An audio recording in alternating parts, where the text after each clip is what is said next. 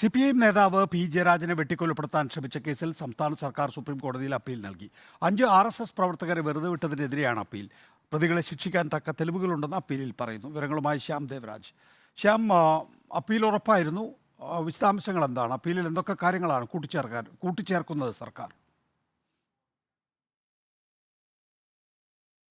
Dikesh Kumar 1999 August മാസം 25-ന് തിരുവോണ ദിവസമാണ് വൈകുന്നേരം വീട്ടിൽ കയറി പി ജയരാജനെ വെട്ടിക്കൊലപ്പെടുത്താൻ RSS സംഘം ശ്രമിച്ചത്. 8 പ്രതികളായിരുന്നു ഇതിലുണ്ടായിരുന്നത്. ഇതിൽ ഒരു പ്രതിയുടെ ശിക്ഷാവിധി ഹൈക്കോടതി നേരത്തെ ശരിവച്ചിരുന്നു. 5 പ്രതികളെ വെറുതെ വിടുകയും ചെയ്തു. 2 പ്രതികൾ ഈ കാലയളവിൽ മരിച്ചുപോയിരുന്നു.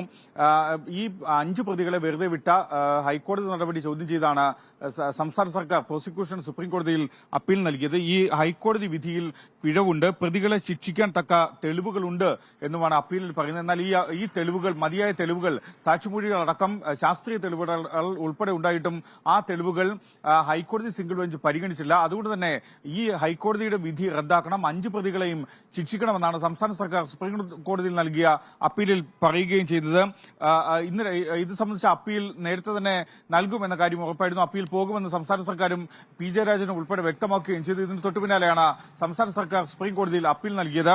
കഴിഞ്ഞ ഫെബ്രുവരി മാസം 29-നാണ് ഇത് സംബന്ധിച്ച സിംഗിൾ ബെഞ്ചിന്റെ വിധി ജസ്റ്റിസ് PG അജിത് കുമാർ അധ്യക്ഷനായ സിംഗിൾ ബെഞ്ച് വിധി പറഞ്ഞത്. അതിൽ 2ാം പ്രതി ചിരുകണ്ടോത്ത് പ്രശാന്തിനെയാണ് കുറ്റക്കാരനാണെന്ന് കണ്ടെത്തിയതും ആ ശിക്ഷാവിധി ശരിവെക്കുകയും ചെയ്തത്. മറ്റ് 5 പ്രതികൾ അവരെ കുറ്റവിമുക്തരാക്കുകയുമായിരുന്നു. ഇതിനെതിരെയാണ് സംസ്ഥാന സർക്കാർ സുപ്രീം കോടതിയെ സമീപിച്ചത്. ഈ ശിക്ഷാവിധി റദ്ദാക്കണമെന്ന്, ഈ ഹൈക്കോടതിയുടെ വിധി റദ്ദാക്കണമെന്നതാണ് സംസ്ഥാന സർക്കാരിന്റെ പ്രധാനപ്പെട്ട ആവശ്യം. ശ്യാം ദേവരാജാണ് വിശദാംശങ്ങൾ നൽകിയത്.